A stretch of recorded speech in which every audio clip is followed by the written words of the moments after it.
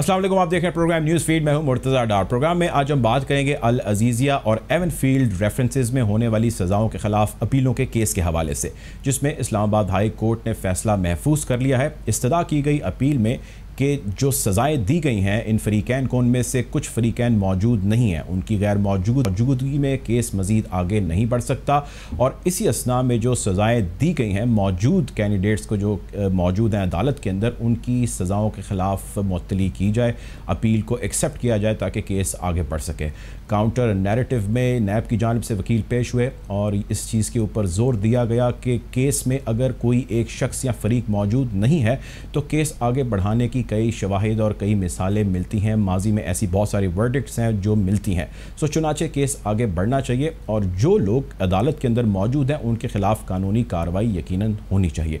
ये सारा मामला है क्या कानूनी हक हासिल है और कौन से कानून माजी के अंदर और फैसले ऐसे माजी के अंदर मौजूद हैं जो इस चीज़ की तर्जुमानी करते हैं। आज के प्रोग्राम में इसको हम डिस्कस करेंगे, मौज़ूए बहस लेकर आएंगे, गुफ्तगू का बाकायदा आगाज़ करते हैं और अपने मेहमानों की जानिब बढ़ते हैं। इस हवाले से बात करते हैं। साबिक डिप्टी प्रोसिक्यूटर नैब राजा आमिर अब्बास साहब हमारे साथ मौजूद हैं। वेलकम टू द शो राजा साहब। सर, ये बताइए कि ये जो आज का इस्लामाबाद हाई कोर्ट का फैसला है, क्या लीगल इम्प्लिकेशंस हैं इसकी और क्या प्रोविजंस हैं जो नवाज शरीफ, मरीम नवाज साहिबा और कैप्टन सफ्दर के पास हासिल हैं सारे केस में? देखिए, ये फैसला कानूनी तौर पे इसमें 2 या 3 पहलुओं को उन्होंने टच किया है कि क्या कोई शख्स जब मफरूर हो जाता है तो फिर वहां पे कानूनी हैसियत क्या रहती है, क्योंकि एक मफरूर होता है कि जिसका केस चल रहा है, अब वो केस अंडर ट्रायल है, अभी तक सजा या बरियत नहीं हुई और वो अदालत से मफरूर हो गया। एक वो शख्स होता है कि जिसको ट्रायल कोर्ट कंप्लीट कर लेता है, उसे सजा हो जाती है, वो एक कॉन्विक्ट हो जाता है और फिर अगर उसको जमानत दी जाती है इलाज की गर्ज से, तो वो वापस अगर नहीं आता तो उसको क्या कानूनी लिहाज से उसको किस अंदाज में परखा जाएगा। तो इसमें अपील का जो राइट होता है उसमें नॉर्मली ये कहा जाता है कि जो शख्स कॉन्विक्ट हो गया फिर उसने अपील की और अगर वो मफरूर हो जाता है तो अदालतों के पास 2 रास्ते होते हैं। एक तो बाज़-औक़ात अदालतें ये कहती हैं, एक व्यू है कि वो अपना राइट टू अपील खो देता है क्योंकि वो अदालत उसे भगोड़ा करार दे देती है और वो अदालत में पेश ही नहीं हो रहा, तो राइट टू अपील वो लूज करता है। लेकिन बहुत से ऐसे सुप्रीम कोर्ट के फैसले हैं जिसमें कहा गया है कि नहीं, अगर वो नहीं भी आता तो आप केस का फैसला केस के मेरिट्स पे कर दीजिए। तो मेरिट्स उसमें ये हैं कि अदालत देख लेगी कि ट्रायल कोर्ट में जो बात की गई थी कि जनाब आप रसीदें दे दें, आप हमें वो मनी ट्रेल दे दें, अगर तो वो अदालत समझती है कि वो रसीदें, वो मनी ट्रेल, वो सब चीजें मियां साहब ने दे दी हैं और वो कतरी का खत भी दुरुस्त था, वो सेल डीड भी सही थी, तो तब तो वो उनको बरी भी कर सकती हैं। लेकिन अगर अदालत ये समझती है कि नहीं, वो मनी ट्रेल का तो यहाँ दूर दूर तक जिक्र ही नहीं और किसी किस्म का इन्होंने अपना रिकॉर्ड और वो नहीं दिया, तो फिर वो उनकी अपीलें डिसमिस हो सकती है। इसके बरक्स उनका ये कहना है कि चूंकि वो मफरूर हैं तो जब तक वो आ नहीं जाते तो उनकी अपीलों पे कोई फैसला ना किया जाए। और ये जो अपीलें हैं, ये नवाज शरीफ साहब के वकला का कहना है कि ये काबिल ट्रायल नहीं है, इनको जब तक मियां साहब का इंतजार कीजिए, जब वो चाहेंगे आएंगे और फिर इन अपीलों पे चलाए। तो इस बात पे फिलहाल अब फैसला महफूज हुआ है। मेरे पास आया ये बिल्कुल ठीक है। मैं इसी में एक चीज़ ऐड करना चाहूँगा, अगर मुझे इजाज़त दें।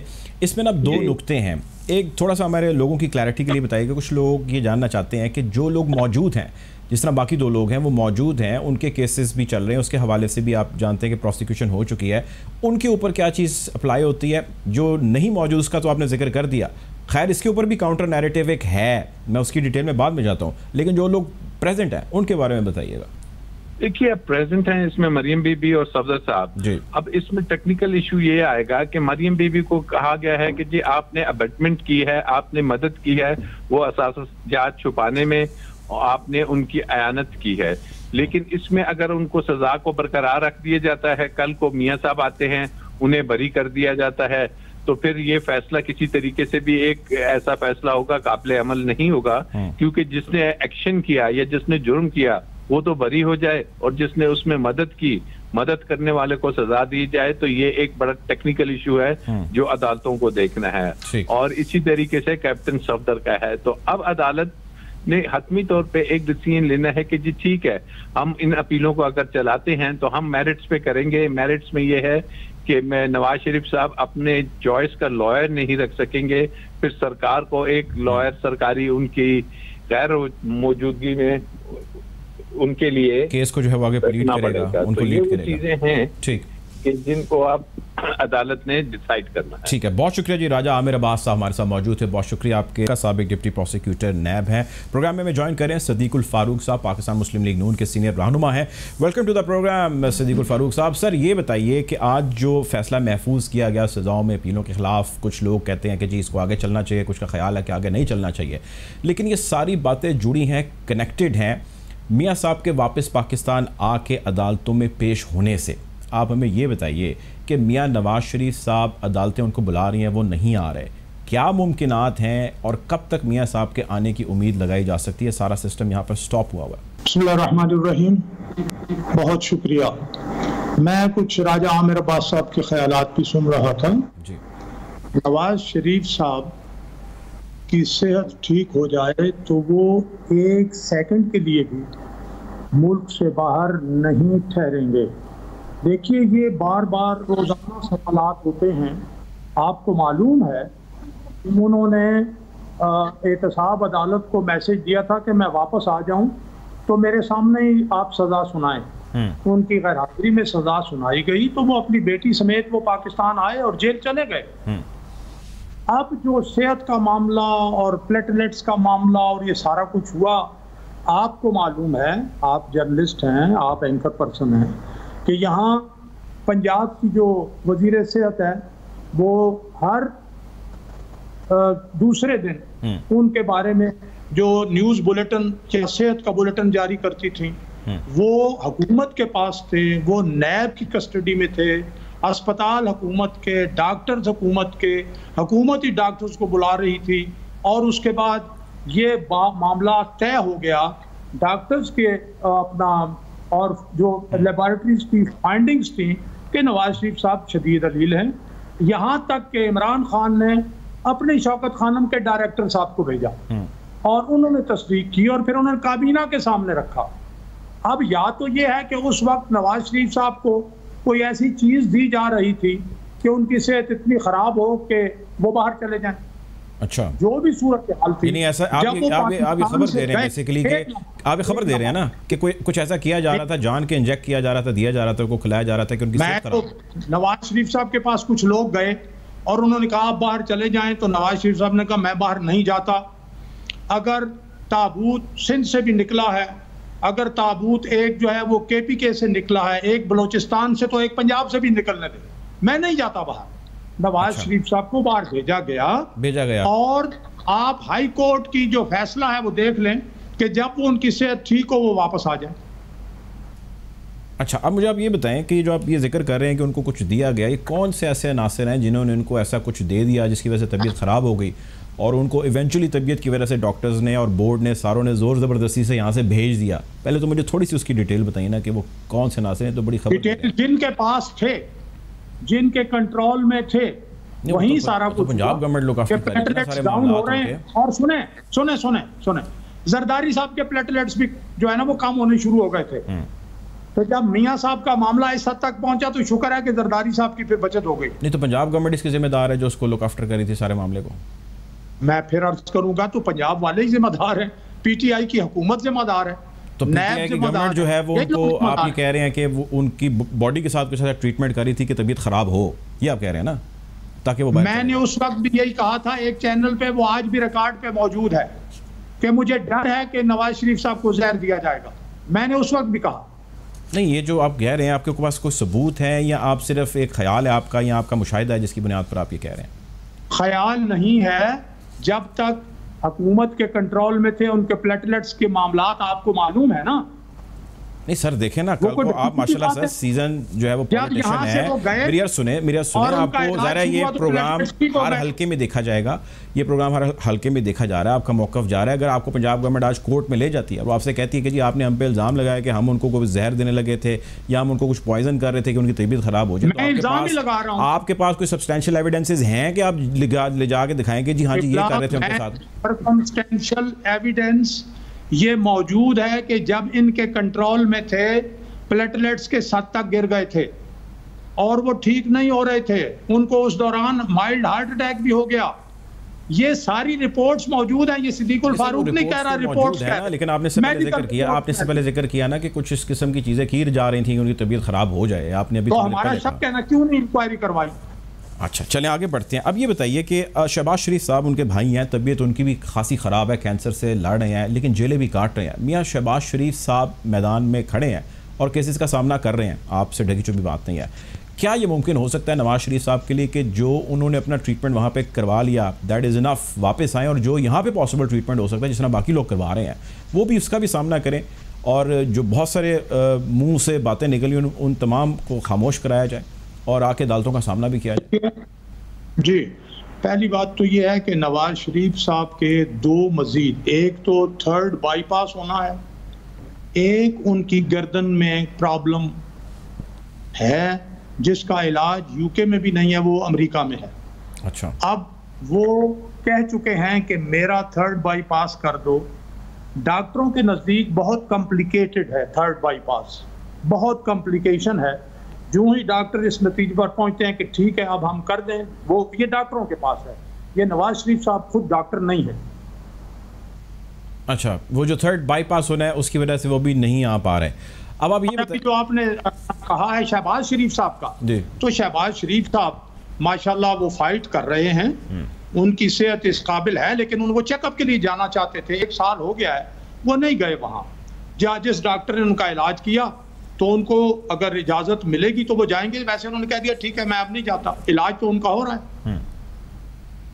ठीक है। अच्छा सर अब आगे बढ़ते हैं। मुस्लिम लीग नून के लिए मुमकिन है ये जब जो केस का फैसला महफूज कर लिया गया उसके लिए इसमें कोई अच्छी खबर ही हो पाकिस्तान मुस्लिम लीग नून के इन रहनुमाओं के लिए। साथ ही साथ हमने ख्वाजा आसिफ साहब को भी देखा कि वो भी ही इज़ एट ईज़, अब वो बाहर हैं, उनकी बेल मंजूर हो चुकी है। मुस्लिम लीग नून के लिए कुछ लग रहा है कि हवाएँ थोड़ी सी अच्छी रुख में चल पड़ी हैं, क्या चल रहा है, इनसाइड स्टोरी क्या, कुछ बताएं ना हमें। देखिए आप भी ये सवाल कर रहे हैं क्या चल रहा है, मैं कहता हूं आइन और कानून चलना चाहिए, उसके अलावा कुछ ना चले।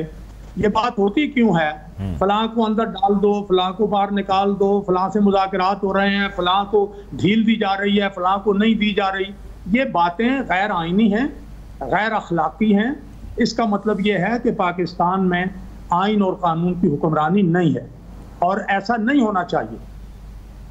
अच्छा, ऐसा नहीं होना चाहिए। आखिरी सवाल ये बताइएगा कि आप कितने पुरुमीद हैं कि हालात पाकिस्तान मुस्लिम लीग नून के कंट्रोल में आ जाएंगे उसी तरह जिस तरह इससे पहली गवर्नमेंट में थे आपके पास?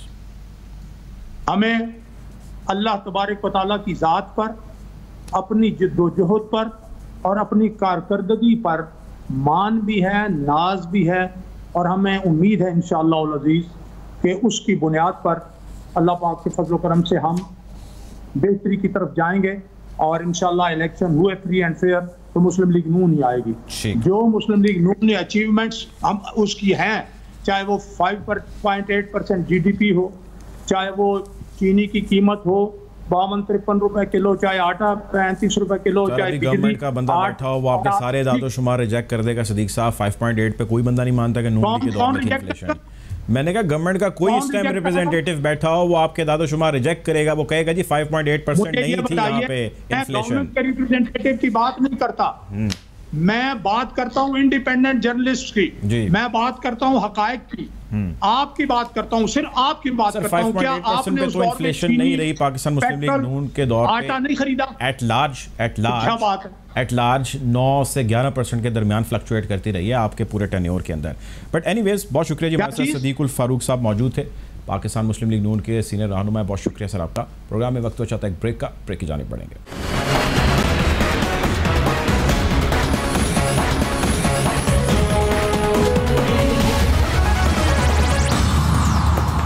Welcome back after the break. Programme में हमें ज्वाइन कर रहे हैं उश्तर साहब। साहब किसी तारुफ के मोहताज नहीं है, an expert on law. Welcome to the show Ushtar साहब। सर ये बताइएगा कि आज सज़ाओं पे अपीलों के ख़िलाफ़ अल अज़ीज़िया और एवनफील्ड केसेस पर फैसला जो है महफूज किया गया इस्लामाबाद हाई कोर्ट की जानिब से। मैं थोड़ा सा टेक्निकल चीज़ अपने क़ारीन के लिए, अपने नाज़रीन के लिए जानना चाहता हूँ। वो ये है कि अगर एक शख्स मौजूद ना हो तो क्या उसकी मौजूदगी ना होते हुए केस आगे बढ़ सकता है? जो प्राइमरी एक्यूज़र्स के अंदर और जो सपोर्टिव हैं उनकी क्या पोजीशन और स्टैंडिंग होती है ऐसे केसेस के अंदर? बहुत सारे केसेस माजी में आए हैं जहां पे जो प्रिंसिपल एक्यूज है वो कोर्ट में नहीं होता और बाकी लोग जो हैं उनका ट्रायल हो जाता है। अब जो अपील है वो भी कंटिन्यूएशन ऑफ द ट्रायल होती है, इसलिए वो सारी बातें जो ट्रायल में लगती हैं वही अपील में भी हो सकती हैं। और यहाँ पे उनका सबका मौक़िफ़ जो है, जहाँ पे प्रिंसिपल एक्यूज की या प्रिंसिपल एपेलांट की तरफ है, वहाँ उनके इंडिविजुअल मामलात भी हैं। इसलिए कोई अचंभे की बात नहीं होगी, कोई ऐसी दुश्वारी नहीं है कानून में, ना प्रोसीजरल ना सब्सटेंटिव, कि अपील को सुना जा सके। होता ये है कि ऐसे मामलात में जो साहब या साहिबा किसी वजह से कोर्ट के सामने नहीं आ सकते, उनके मुतालिक साइनडाई एक्शन कर दिया जाता है और जो मौजूद है उनके सामने जो उनके सामने मौजूद है कोर्ट के, उनका फैसला कर दिया जाता है।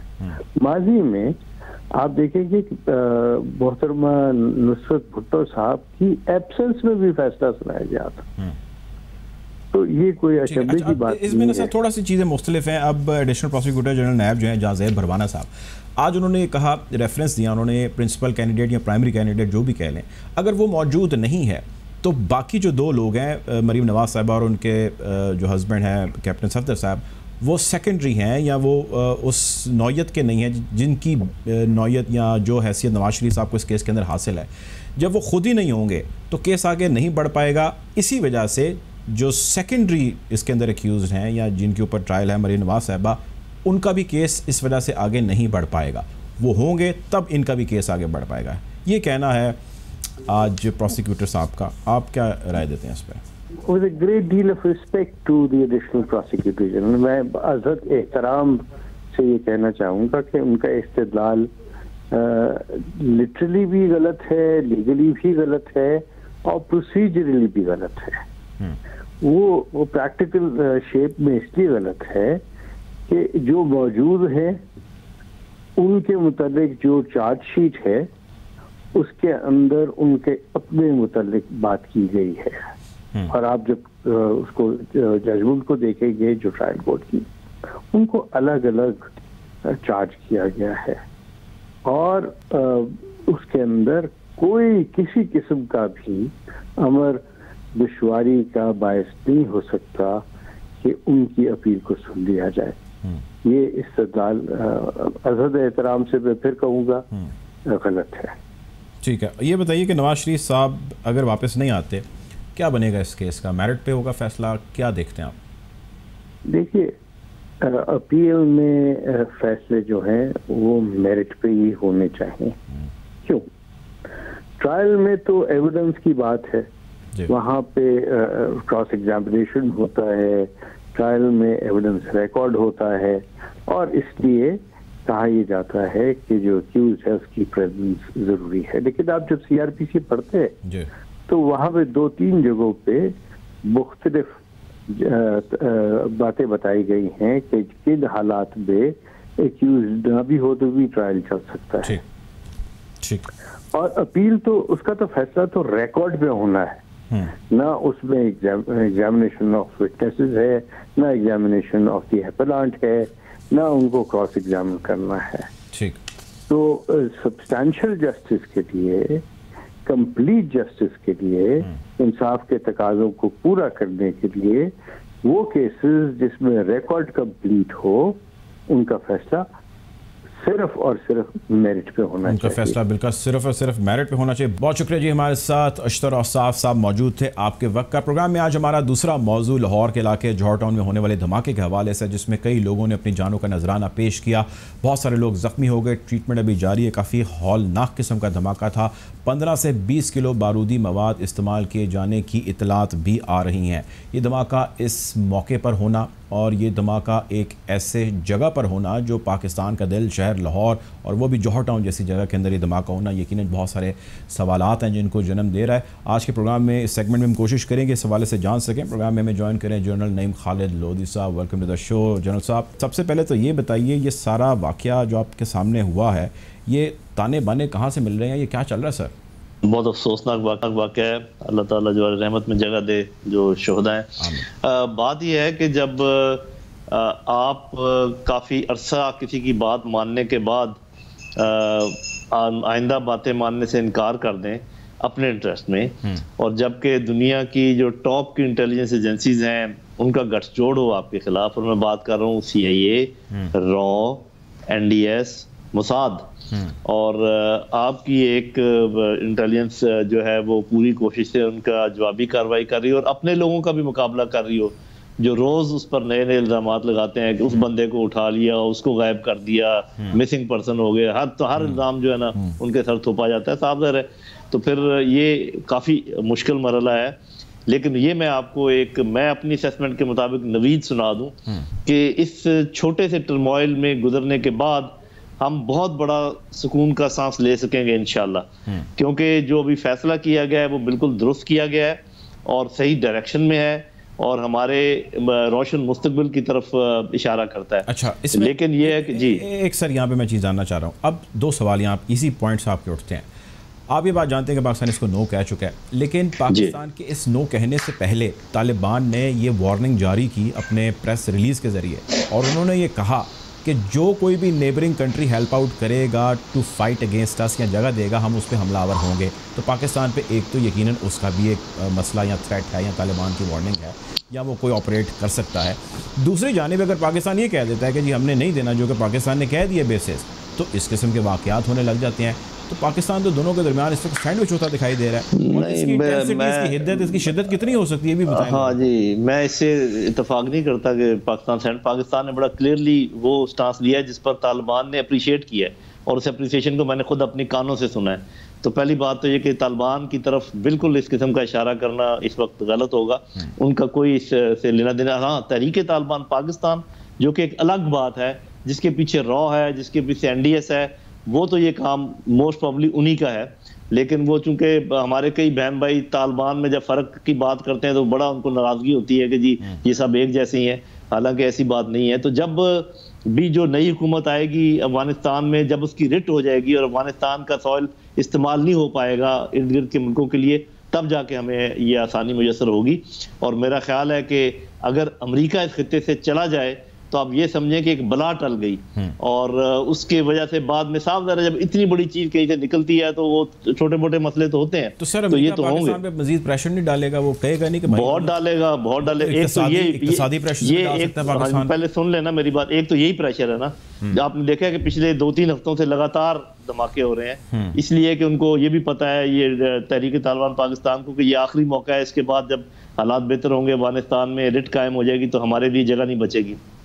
एक तो ये भी अमेरिकन प्रेशर ही है। उसके बाद FATF, हालांकि आपने 27 के 27 निकात पूरे कर दिए हैं, लेकिन आप देखें थोड़ी दिनों में जवाब क्या आता है। IMF कि आपको अगले ट्रांच के सिलसिले में कैसे तकनीक अनाज नचाता है। वर्ल्ड बैंक, एक और प्रेशर आएगा मिडिल ईस्ट कंट्रीज की तरफ से। तो ये सारे प्रेशर तो आने हैं, लेकिन इनके मुकाबले में आप देखें हमारे फायदे, शायद हमारा CPEC तेज चल पड़े, चाइना के साथ ताल्लुकात और अच्छे हो जाएं, रूस के साथ ताल्लुकात बेहतर हो जाएं, सेंट्रल एशियन कंट्रीज के साथ ताल्लुकात आपके बेहतर हो जाएं, ईरान और तुर्की के साथ ताल्लुकात और बेहतर हो जाएं। तो हमने, मेरा ख्याल है अगर दोनों का बैलेंस देखा जाए तो सही फैसला किया। जो दूर रस हमारे इंटरेस्ट हैं वो हम अचीव करने जा रहे हैं, और ये शॉर्ट टर्म हमारे मुसीबतें हैं इनको हम झेलने के लिए हमें तैयार होना चाहिए। एक सवाल लोग ये भी करते हैं, आखिरी सवाल आपसे सर, वो ये करते हैं कि अगर पाकिस्तान अड्डे दे देता तो पाकिस्तान को क्या क्या नुकसानात हो सकते थे, आप उसकी थोड़ी सी डिटेल बताइएगा। जी, सिंपल सी बात है कि आप चीन की दोस्ती से हाथ धो बैठते, आप अफगान तालिबान का पूरा जिनका के मेन वो मेन स्टेक होल्डर्स होने वाले हैं अफगानिस्तान में, उनका असर रसूख सबसे ज्यादा होगा जो भी नेक्स्ट होगी। ये द्वार पे लिखी हुई चीज है। वो आपसे नाराज हो जाते आपका पड़ोसी, और आपका सी पैक लपेट दिया जाता, रूस आपसे दूर हो जाता। बेशुमार नुकसान हैं भाई, मैं आपको क्या गिनवाऊं। और वो थोड़ी देर के लिए कुछ डॉलर आपके मुंह में डाल देते और या कुछ लोगों को खरीद लेते। इस दफा वो खरीद नहीं पाए, इस पर उनको बहुत वो तिलमिला रहे हैं और कोई बात नहीं। यानी पॉलिसी हमारी थोड़ी सी अभी मुश्किल हालात आएंगे लेकिन दुरुस्त से है इंशाल्लाह बिल्कुल ठीक है। ठीक है जी, बहुत शुक्रिया जी। जनरल नईम खालिद लोधी साहब मौजूद थे आपके वक्त का। प्रोग्राम का वक्त खत्म हो जाता है, आपसे इंशाल्लाह जल्द ज़रूर मुलाकात होगी। अपना ख्याल रखिएगा। अल्लाह हाफिज़।